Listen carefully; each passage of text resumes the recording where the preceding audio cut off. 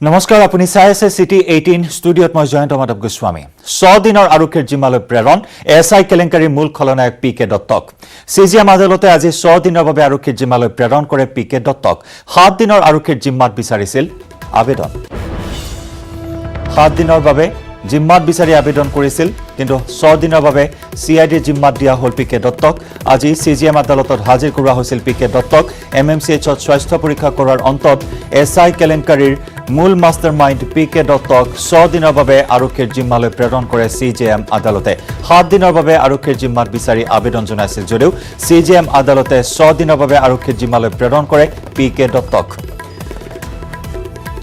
বুধবাৰে পুৱতি নিশা 3:30 সিআইডিৰ কাৰ্যালয়লৈ অনা হয় পিকে দত্তক ভাৰত নেপাল সীমান্তত গ্ৰেপ্তাৰ কৰা হয় পিকে দত্তক 21 ছেপ্টেম্বৰৰ পৰা নেপালত আত্মগোপন কৰি আছিল জোৱাইকৰ ঘৰত পিকে দত্তই আৰু অৱশেষত গ্ৰেপ্তাৰ কৰা হ'ল এজন কুখ্যাত পিকে দত্তক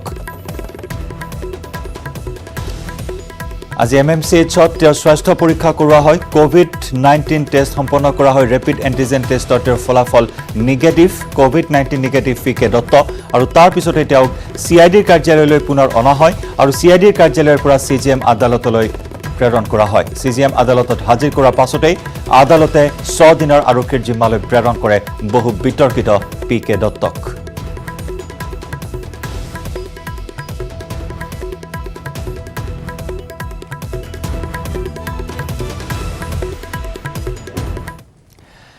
আৰু এছআই নিযুক্তি পৰীক্ষাক দিবন ডেকা পিকে দত্ত আদি দালাল মাফিয়াই বজাৰলৈ পৰ্যবেক্ষিত কৰাৰ পিছত ৰাজ্য চৰকাৰে সলনি কৰিবলৈ আগবাঢ়িছে চৰকাৰী চাকৰিৰ নিযুক্তি প্ৰক্ৰিয়াক এই হিচাপত চৰকাৰী চাকৰি নিযুক্তিৰ লিখিত পৰীক্ষা অনুষ্ঠিত কৰাৰ দায়িত্ব ৰাজ্যৰ 5খন বিশ্ববিদ্যালয়ৰ হাতত অৰ্পণ কৰাৰ সিদ্ধান্ত লৈছে মুখ্যমন্ত্ৰী সৰ্বানন্দ সোণোৱালে এতিয়াৰে পৰা চৰকাৰী চাকৰি নিযুক্তি পৰীক্ষা পাতিব নোৱাৰিব বেচৰকাৰী প্ৰতিষ্ঠানে ডিব্ৰুগড় বিশ্ববিদ্যালয়ে পাতিব আৰক্ষী হোমগাৰ্ড কাৰাগাৰ পঞ্চায়ত আৰু গ্ৰামোন্নয়ন আৰু শ্ৰম বিভাগৰ নিযুক্তি পৰীক্ষা আনহাতে গুৱাহাটী বিশ্ববিদ্যালয়ে পাতিব উদ্যোগ আৰু বাণিজ্য দক্ষতা বিকাশ পৰিবহণ আবকাৰী বন আৰু পৰিৱেশ বিভাগৰ নিযুক্তি পৰীক্ষা অসম বিশ্ববিদ্যালয়ে পাতিব পাৰিব সমাজ কল্যাণ আৰু সয়েল কনজাৰ্ভেশ্যন নিযুক্তি পৰীক্ষা তেজপুৰ বিশ্ববিদ্যালয়ে পাতিব পাৰিব জলসিঞ্চন বিভাগৰ নিযুক্তি পৰীক্ষা এই সন্দৰ্ভত 2 দিনতে দিছপুৰে জাৰি কৰিব এক অধিসূচনা ৰাজ্য চৰকাৰৰ এক গুৰুত্বপূৰ্ণ সিদ্ধান্ত প্ৰত্যেকটো নিযুক্তি প্ৰক্ৰিয়াতে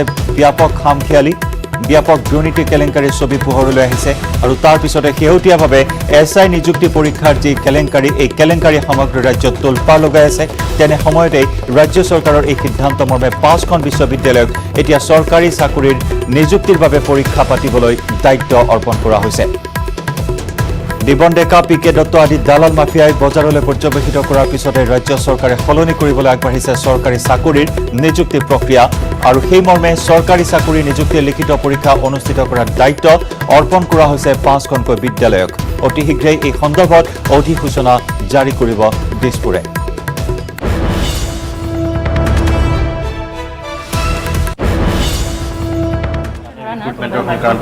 যথেষ্ট ধৰণৰ কণ্ট্ৰভাৰ্চি বা এনেকুৱা ধৰণৰ হৈছে আৰু সেইটো নহ'বৰ কাৰণে আমি এতিয়া যিবিলাক ৰিক্ৰুটমেণ্ট আছে বহুত ডিপাৰ্টমেণ্টৰ আছে কালি মই অসমৰ যিখন 5খন ইউনিভাৰ্চিটিৰ ভাইচ চেঞ্চেলাৰৰ লগত কথা পাতিছিলোঁ মহোদয় মুখ্যমন্ত্ৰী ডাঙৰীয়াৰ ডাইৰেকশ্যন মতে আৰু তাৰপিছত মই ৰেজিষ্টাৰ আৰু কণ্ট্ৰলাৰ এক্সামিনেশ্যনক মাতিছিলোঁ ডিপাৰ্টমেণ্টৰ লগত বহি কথা পতা হ'ল এতিয়া যিমানখিনি ৰিক্ৰুটমেণ্ট আছে আমাৰ অসমৰ ডিপাৰ্টমেণ্ট ৱাইজ ইনক্লুডিং পুলিচ এই সকলোবিলাক ইউনিভাৰ্চিটিবিলাকত থ্ৰুদি কৰা হ'ব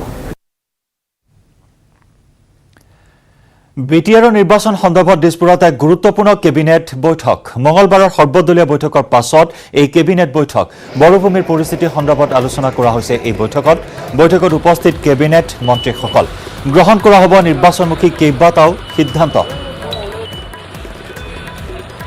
বিটিআৰৰ নিৰ্বাচন সন্দৰ্ভত দিছপুৰত গুৰুত্বপূৰ্ণ কেবিনেট বৈঠক মঙলবাৰৰ সৰ্বদলীয় বৈঠকৰ পাছত কেবিনেট বৈঠক আজি বৰভূমিৰ পৰিস্থিতি সন্দৰ্ভত আলোচনা কৰা হ'ব এই বৈঠকত উপস্থিত আছে কেবিনেট মন্ত্ৰীসকল আৰু গ্ৰহণ কৰা হ'ব পাৰে নিৰ্বাচনমুখী কেইবাটাও সিদ্ধান্ত কালিৰ সৰ্বদলীয় বৈঠকত তীব্ৰ সন্তুষ্টি প্ৰকাশ কৰিছিল বিৰোধীয়ে চৰকাৰী পক্ষই নিৰ্বাচন পিছুৱাই দিয়াৰ পোষকতা কৰিছিল বিটিআৰত আৰু চৰকাৰী পক্ষৰ সিদ্ধান্তৰ কিছু বিৰোধিতা কৰিছিল বিৰোধী পক্ষই বৰ্তমান বিটিআৰত ৰাজ্যপালৰ শাসন চলি আছে বিটিআৰৰ নিৰ্বাচন অনুষ্ঠিত কৰাৰ বাবে কেইবাটাও দলে প্ৰতিবাদী কাৰ্যসূচী গ্ৰহণ কৰিছে কোনোটো দলে অনশনৰ কাৰ্যসূচী গ্ৰহণ কৰিছে কোনোটো দলে বিভিন্ন প্ৰতিবাদী কাৰ্যসূচী গ্ৰহণ কৰি আহিছে আৰু তেনে সময়তে কালিৰ সৰ্বদলীয় বৈঠকত চৰকাৰী পক্ষই নিৰ্বাচন পিছুৱাৰ পোষকতা কৰিছে কোভিড পৰিস্থিতিৰ বাবে কোভিড পৰিস্থিতি পৰ্যালোচনা কৰিহে নিৰ্বাচন অনুষ্ঠিত কৰিব পৰা যাব বুলি চৰকাৰী পক্ষই মত পোষণ কৰিছিল কালিৰ সৰ্বদলীয় বৈঠকত আৰু আজিৰ এই কেবিনেট বৈঠকত আৰু অধিক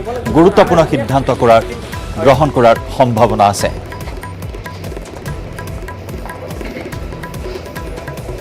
আৰু এই কেবিনেট বৈঠক সন্দৰ্ভত আপডেট লাভ কৰিবলৈ আমি পোনপটীয়া সম্প্ৰচাৰত সংযুক্ত হৈছোঁ আমাৰ জ্যেষ্ঠ সাংবাদিক ৰাজু বৰুৱাৰ সৈতে ৰাজু কালিৰ সৰ্বদলীয় বৈঠক আৰু আজিৰ এই কেবিনেট বৈঠক বিশেষভাৱে নিৰ্বাচনৰ কেইবাটাও গুৰুত্বপূৰ্ণ সিদ্ধান্ত গ্ৰহণ কৰা হ'ব পাৰে এই বৈঠক সন্দৰ্ভত কি তথ্য আছে আপোনাৰ হাতত এইখিনি মুহূৰ্তত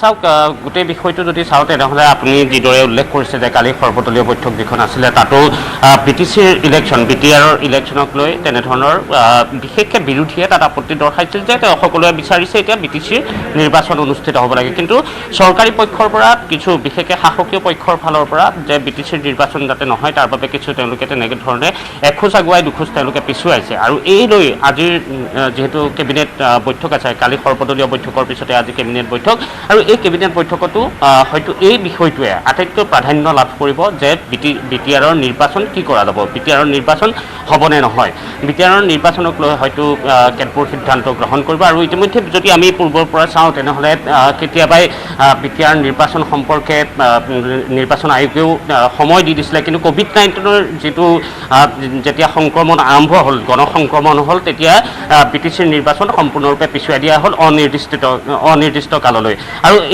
সেই সময়ছোৱাতে যদি আমি তেতিয়ালৈ চাওঁ তেনেহ'লে বহুকেইজন প্ৰাৰ্থীয়ে মনোনয়ন পৰ্যন্ত তেওঁলোকে দাখিল কৰিছিল কিন্তু মনোনয়ন দাখিল কৰাৰ পিছতো BTCৰ নিৰ্বাচন অনুষ্ঠিত নহ'ল কোভিড-19ৰ বাবে আৰু সেই সময়ছোৱাতে ৰাজ্যপালৰ শাসন তাত দিয়া হ'ল BTRত ৰাজ্যপালৰ শাসন চলিল আৰু এতিয়াও বৰ্তমানৰ ৰাজ্যপালৰ শাসন চলি আছে কিন্তু নৱশৰণীয়াৰ কথাই কওঁ বা আমি হাগ্ৰামা মহিলাৰীৰ কথাই কওঁ যে BTC প্ৰধান হাগ্ৰামা মহিলাৰী তেওঁ বাৰম্বাৰ এটা কথা বিচাৰি আছে যে BTCৰ নিৰ্বাচন অনুষ্ঠিত হ'ব লাগে চৰকাৰে BTCৰ নিৰ্বাচন অনুষ্ঠিত কৰিব লাগে আৰু ঠিক একেদৰে নৱশৰণীয়াই সেই কথা কৈছে যে ৰাজ্যপালৰ যদি শাসন চলি থাকে তেনেহ'লে কিন্তু আহি থকা সময়ছোৱাত তাত কিছু BTCত কিছু হিংসাত্মক ঘটনা সংঘটিত হ'ব পাৰে গতিকে এই গোটেই কথাবোৰ আজিৰ দিনটোত হয়তো কেবিনেট বৈঠকত স্থান লাভ কৰিব আৰু কেবিনেটে এক সিদ্ধান্ত গ্ৰহণ কৰিব যে BTCত তেওঁলোকে নিৰ্বাচন পাতিব নাই আৰু নিৰ্বাচন হ'লে কেতিয়া নিৰ্বাচন অনুষ্ঠিত হ'ব আৰু এই গোটেই প্ৰক্ৰিয়াটোৰ বাবে আজি কেবিনেট বৈঠকখন অনুষ্ঠিত হোৱা বুলি এতিয়ালৈকে আমাৰ হাতত খবৰ আছে কিন্তু যিহেতু কেবিনেট বৈঠক এতিয়া চলি আছে ভিতৰত আমাৰ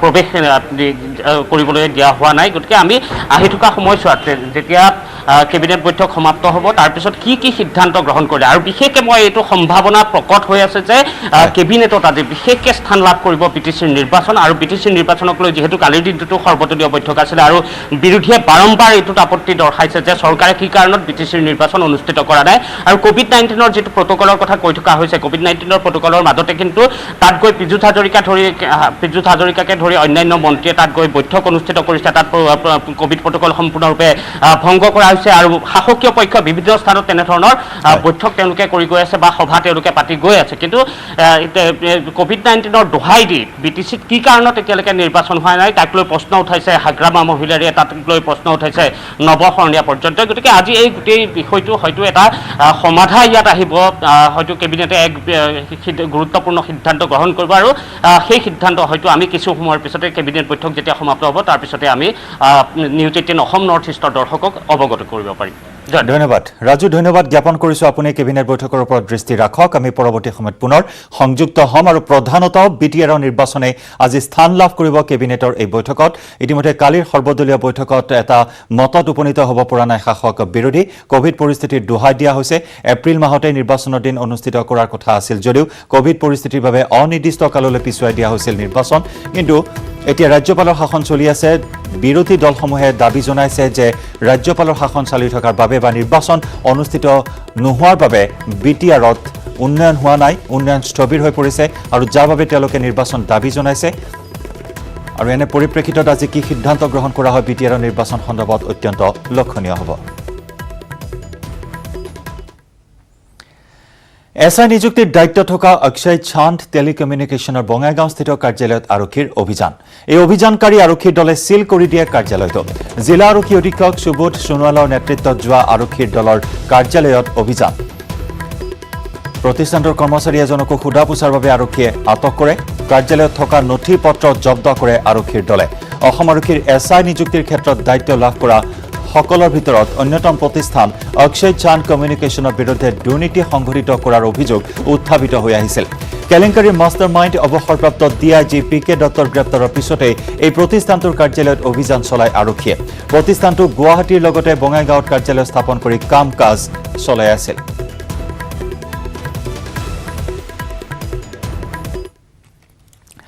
আৰু ইফালে এছআই কেলেংকাৰীত জড়িতৰ অভিযোগত লখিমপুৰৰ পৰা এজনক গ্ৰেপ্তাৰ কৰা হয়। ত্ৰয়োদশ আৰক্ষী বেটেলিয়নৰ জোৱান অতুল নাথক গ্ৰেপ্তাৰ কৰা হয়। পি.কে. দত্তৰ স্বীকাৰোক্তিৰ ভিত্তিত গ্ৰেপ্তাৰ কৰা হয় অতুল নাথক। নিশা লখিমপুৰৰ এনাঘৰীয়াৰ বাসগৃহৰ পৰা গ্ৰেপ্তাৰ কৰা হয় অতুল নাথক আৰু নিশাই গুৱাহাটীলৈ অনা হ'ল অতুল নাথক। এয়া অতুল নাথ। পি.কে. দত্তৰ মুখত এয়া প্ৰথমটো নাম। অতুল নাথৰ নাম প্ৰকাশ কৰিছে পি.কে. দত্তই। চিআইডিৰ কাৰ্যালয়ত পুৱতি নিশা 3:30 পৰা মাৰাথন জেৰা চলোৱা হৈছিল পি.কে. দত্তক আৰু এই জেৰাৰ কালতে প্ৰথমটো নাম উল্লেখ কৰিছে এই কেলেংকাৰীৰ সৈতে জড়িত। এয়া হৈছে অতুল নাথ। নিশা লখিমপুৰৰ এনাঘৰীয়াৰ বাসগৃহৰ পৰা গ্ৰেপ্তাৰ কৰা হয় অতুল নাথক আৰু পৰৱৰ্তী সময়ছোৱাত পি.কে. দত্তই কাৰ নাম প্ৰকাশ কৰে সেয়া হ'ব অত্যন্ত লক্ষণীয়। এইবাৰ গড়ৰ খৰ্গ ব্যৱসায়ৰ সৈতে জড়িত হৈছে কাজিৰঙাৰ বনৰক্ষী। আৰক্ষীৰ জালত খৰ্গ ব্যৱসায়ী বনৰক্ষী শশী দলে গড় চিকাৰী তথা পলাতক অগপৰ প্ৰাক্তন নেতা গণেশ দলেৰ ভাতৃ।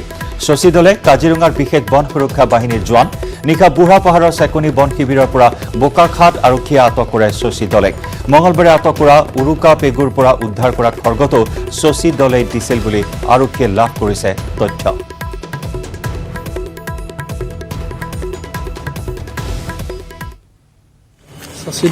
শশী দলে ক'ত কাম কৰে? সেকেন্ড ইয়াৰ পিএফ কোন ডিভিজন? চিকুনি হেডকোয়াৰ্টাৰ ক'ত ঘৰ? বোকাহাট বোমাকি মামাকি গাঁও। গণেশ দলে কি হয়? গণেশ দলে মোৰ দাদা হয়। দাদা কিয় ধৰি আনিছে নাজানো। মই যিহেতু 2014 চনৰ পৰা চৌধৰ কাম কৰি আছিলোঁ। চৌধৰ কাম কৰাৰ কাৰণে এতিয়া হয়তো কোনোবা মোৰ হতটো থাকিব পাৰে, সেইটো কাৰণে মোৰ নাম কৰিছে। সেইটো কাৰণে ইয়াত আনিছে। আপুনি STF-ত আছিলে? STF হয়। নতুন দিল্লীত অসমৰ নৱবিবাহিতা বোৱাৰীৰ ৰহস্যজনক মৃত্যু। স্বামীৰ বিৰুদ্ধে হত্যাৰ অভিযোগ উত্থাপন কৰে মহিলাগৰাকীৰ পিতৃ পৰিয়ালে। দেওবাৰে নতুন দিল্লীৰ ছফদৰজং এনক্লেভত সংঘটিত হয় এই ঘটনা।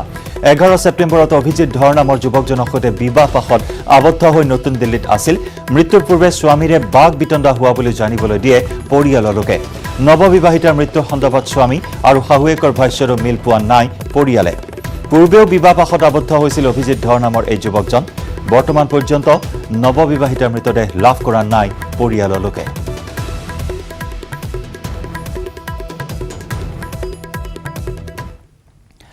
কংগ্ৰেছ AIDFৰ ভেটিত খহনীয়া।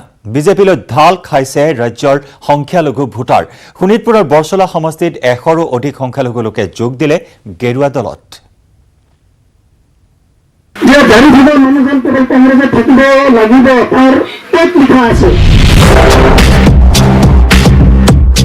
মূৰত টুপি, কঁকালৰ খুচনিত লুঙি।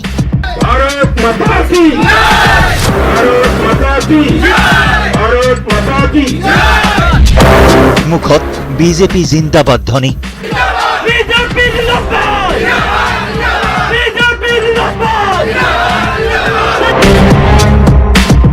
ভাষণত কংগ্ৰেছ AIDF মিত্ৰজোঁটক অপেন চেলেঞ্জ।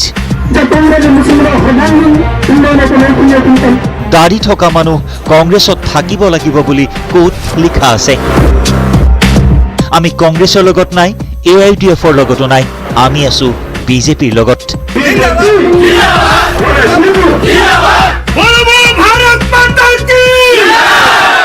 বিজেপিত যোগদান কৰিব সুতরাং কিন্তু বিজেপি নেতৃত্বে আপোনাক মোক অকণমান চাই মেলি কথা ক'ব। গতিকে আমি তেওঁলোকক আমাৰ বেয়া কৰাৰ সুবিধা আমি নিদিওঁ। আমি বিজেপিক সমৰ্থন দিম। বিজেপিক অহা নিৰ্বাচনতো আমি জিকাই লোৱাৰ চিন্তা চৰ্চা কৰিম। এই দৃশ্য শোণিতপুৰৰ বৰচলা সমষ্টিৰ। বিধায়ক গণেশ লিম্বুৰ উপস্থিতিত বিজেপিত যোগ দিলে সমষ্টিটোৰ শ শ সংখ্যালঘু লোকে। যোগদানৰ পাছতেই বাবৰি মছজিদক লৈ বিজেপিয়ে আগবঢ়ালে তাৎপৰ্যপূৰ্ণ মন্তব্য। বাবৰি মসজিদ থাকিলে যে আমি জান্নাতে বেশি যান, স্বৰ্গত বেশি যান, বাবৰি মসজিদ নেথাকিলে নৰকত যান, তেনেকুৱা কোনো কথা নাই বন্ধু। বাবরি মসজিদ থাকিলে যে আমি জান্নাতে বেশি যান, স্বর্গত বেশি যান, বাবরি মসজিদ নেথাকিলে নরকত যান, তেনেকুৱা কোনো কথা নাই বন্ধু। সংখ্যালঘু ভোটাৰৰ বিজেপি আগমনত উৎফুল্লিত বৰছলাৰ বিধায়ক গণেশ লিম্বু। সমবিকাশৰ বাবে কাম কৰাৰ বাবেই দলটোৱে এই ফল পোৱা বুলি দাবী কৰিলে বিধায়কগৰাকীয়ে। ইতিমধ্যেই সমষ্টিটোৰ 50%ৰো অধিক সংখ্যালঘু লোকে বিজেপিত যোগ দিয়া বুলি দাবী কৰিলে গণেশ লিম্বুৱে। এইখন চৰকাৰৰ দিনতহে সকলো জাতি জনগোষ্ঠীৰ সম বিকাশৰ বাবে কাম কৰা হৈছে। এই কথাটো ধৰ্মীয় সংখ্যালঘুসকলে আজি উপলব্ধি কৰি হাজাৰ হাজাৰ ধৰ্মীয় সংখ্যালঘুসকলে জয়নিং কাৰ্যসূচী কৰিছে।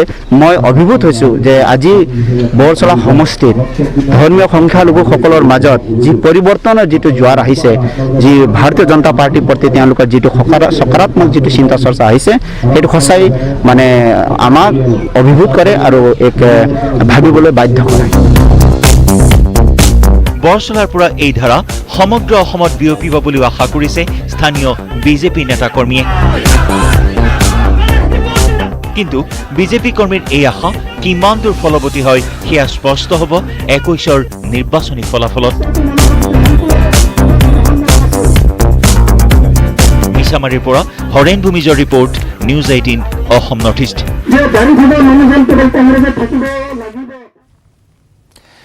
বলিউডৰ বিতৰ্কিত অভিনেত্ৰী ৰিয়া চক্ৰৱৰ্তীয়ে লাভ কৰিলে জামিন। বম্বে উচ্চ ন্যায়ালয়ে মঞ্জুৰ কৰিলে জামিন। ভাতৃ ছবিকৰ জামিন অৱশ্যে নাকচ কৰে আদালতে। ড্ৰাগছৰ সৰবৰাহৰ গোচৰত ৰিয়া চক্ৰৱৰ্তীয়ে লাভ কৰিলে জামিন। বলিউডৰ অভিনেতা সুশান্ত সিং ৰাজপুতৰ ৰহস্যজনক মৃত্যুৰ সৈতে সাঙুৰ খাই পৰে প্ৰেয়সী ৰিয়া চক্ৰৱৰ্তীৰ নাম আৰু তাৰ পিছতে সন্মুখলৈ আহে ড্ৰাগছ কানেকশ্যন। এই ড্ৰাগছ সৰবৰাহত জড়িত হৈ আছিল ৰিয়া চক্ৰৱৰ্তী। প্ৰত্যক্ষভাৱে ড্ৰাগছ সৰবৰাহত জড়িত ৰিয়া, তেওঁৰ ভাতৃ আৰু বহু কেইজন। এই তথ্য লাভ কৰিছিল NCBয়ে আৰু তাৰ পিছতে গ্ৰেপ্তাৰ কৰা হৈছিল ৰিয়া চক্ৰৱৰ্তীক। প্ৰায় এমাহ ধৰি জেলত থকাৰ পিছত ৰিয়া চক্ৰৱৰ্তীয়ে লাভ কৰিলে জামিন।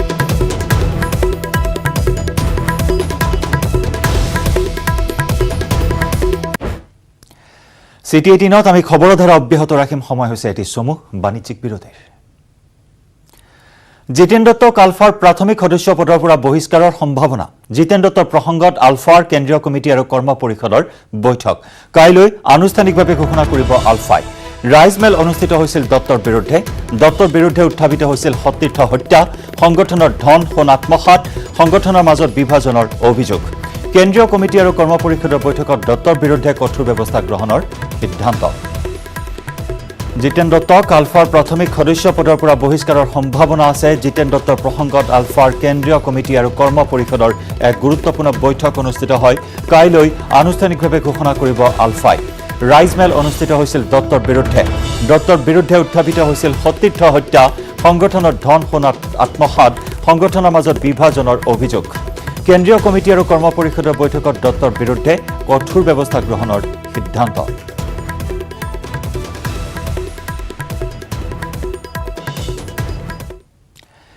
মন্ত্ৰী অতুল বৰালৈ আদালতৰ সকাহ। অগপৰ সভাপতি অতুল বৰাৰ নিৰ্বাচন অবৈধ নহয়। পূৰ্বৰ নিম্ন দেৱানী আদালতৰ ৰায় স্থগিত ৰাখিলে জিলা ন্যায়াধীশৰ আদালতে। নিম্ন দেৱানী আদালতৰ স্থগিতাদেশৰ হুকুম স্থগিত। দোষমুক্ত হ'ল অগপৰ কাৰ্যনিৰ্বাহক বৈঠক। মন্ত্ৰী অতুল বৰালৈ আদালতৰ সকাহ। অগপৰ সভাপতি অতুল বৰাৰ নিৰ্বাচন অবৈধ নহয়। পূৰ্বৰ নিম্ন দেৱানী আদালতৰ ৰায় স্থগিত ৰাখিলে জিলা ন্যায়াধীশৰ আদালতে। নিম্ন দেৱানী আদালতৰ স্থগিতাদেশৰ হুকুম স্থগিত। দোষমুক্ত হ'ল অগপৰ কাৰ্যনিৰ্বাহক বৈঠক।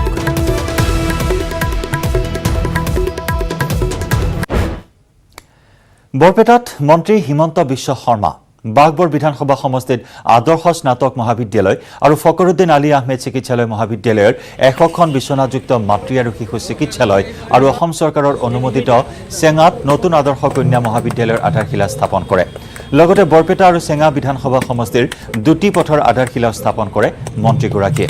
এই অনুষ্ঠানত অসম বিধানসভাৰ প্ৰাক্তন অধ্যক্ষ ৰঞ্জিত কুমাৰ দাস, বৰপেটা বিধানসভা সমষ্টিৰ বিধায়ক গুণীন্দ্ৰ নাথ দাস, চেঙা বিধানসভা সমষ্টিৰ বিধায়ক শুকুৰ আলী আহমেদ আৰু বাগবৰ বিধানসভা সমষ্টিৰ বিধায়ক শ্বেৰমান আলী আহমেদো উপস্থিত থাকে।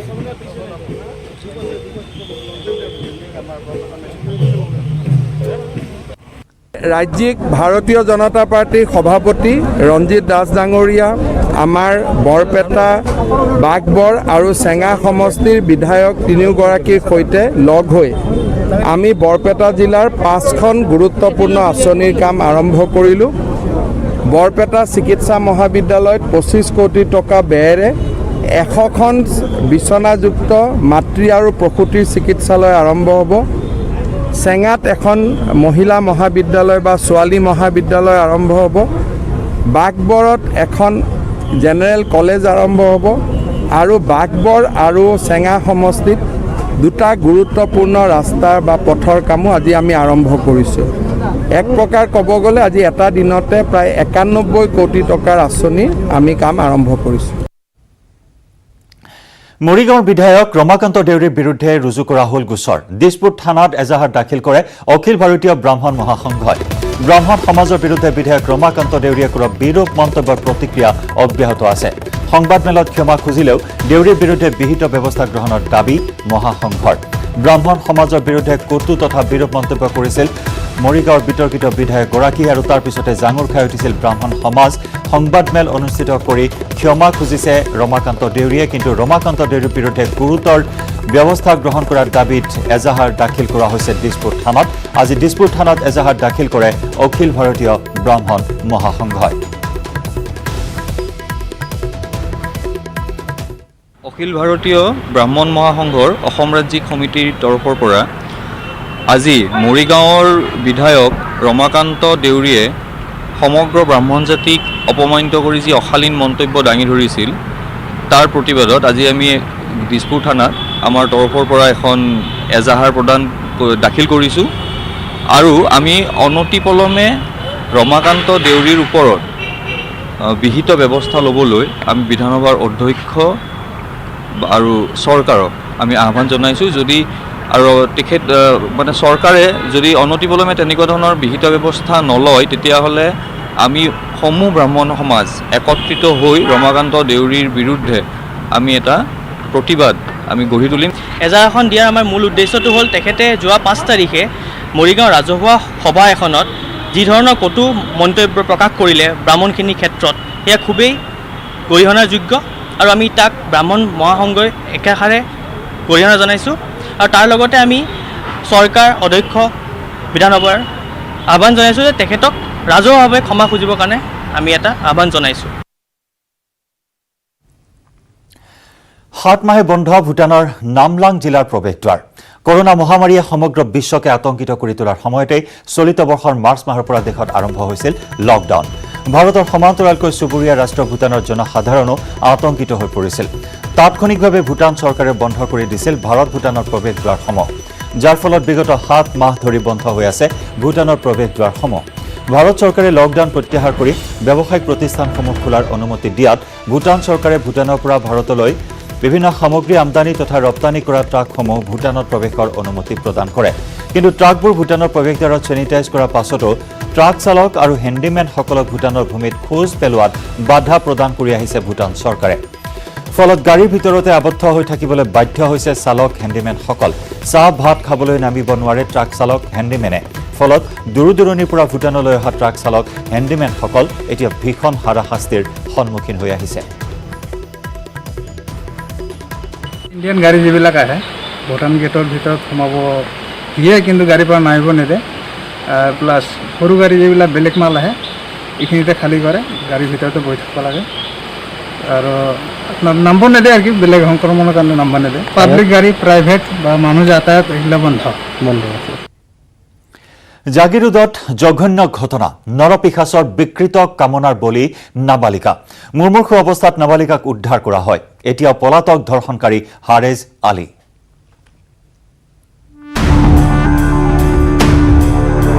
জাগিৰোডত নৰপিশাচৰ বিকৃত কামনাৰ বলি নাবালিকা। কুকৰ্ম গাপ দিবলৈ নিৰ্যাতিতাক হত্যাৰ চেষ্টা। মুমূৰ্ষু অৱস্থাত উদ্ধাৰ নাবালিকাক। বলাৎকাৰীক ফাঁচীৰ দাবী ৰাইজৰ।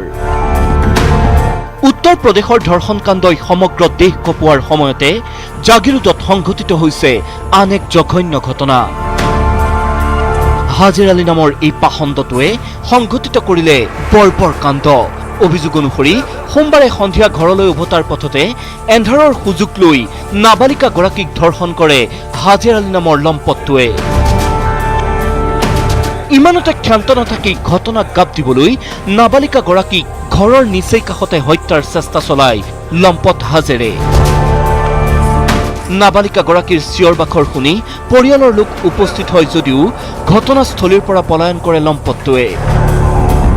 পিছত মুমূৰ্ষু অৱস্থাত উদ্ধাৰ কৰি নাবালিকাগৰাকীক চিকিৎসালয়লৈ নিয়ে পৰিয়ালৰ লোকে। ঘটনা সন্দৰ্ভত নিৰ্যাতিতাৰ পৰিয়ালে জাগিৰোড আৰক্ষী থানাত দাখিল কৰিছে এজাহাৰ। অভিযুক্ত হাজেৰ আলীক বিচাৰি জাগিৰোড আৰক্ষীয়ে আমচুৰ সহযোগত নিশাই অভিযান চলাই গ্ৰেপ্তাৰ কৰিবলৈ সক্ষম হয়। আমি একচুৱেলি আপোনাৰ এই দৰ্শন কাণ্ডত দিনক দিনে বাঢ়ি গৈ আছে। গতিকে আমি আজি সংবাদ মাধ্যমৰ জৰিয়তে বিচাৰিছোঁ যে আপোনাৰ যিবিলাক দৰ্শনকাৰী আছে, আমি আমাৰ যেতিয়া ভাৰত চৰকাৰে কঠোৰ এটা আইন প্ৰণয়ন কৰি যিবিলাক দৰ্শনকাৰী আছে সেইবিলাক ফাঁচী দিয়াৰ ব্যৱস্থা কৰিলে, আজি ফাঁচী যদি নিদিয়ে দিনক দিনে আপোনাৰ দৰ্শন কাৰ্য বাঢ়ি গৈ থাকিব। ধৰ্ষণকাৰী হাজিৰ আলীৰ ফাঁচীৰ দাবী জনাইছে আমচুৰ লগতে স্থানীয় ৰাইজে। জাগিৰোডৰ পৰা অজয় পালৰ report, news 18 Assam North east.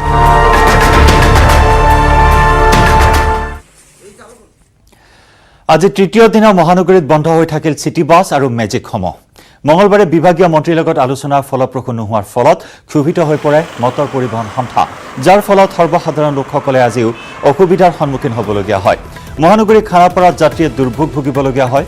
উজনি অভিমুখে আজি 20খন দূৰণিবতীয়া বাছ দিয়ে যদিও বহু পলমকৈ বাছসমূহ নহাত দুৰ্ভোগ ভুগিবলগীয়া হয় যাত্ৰীসকলে।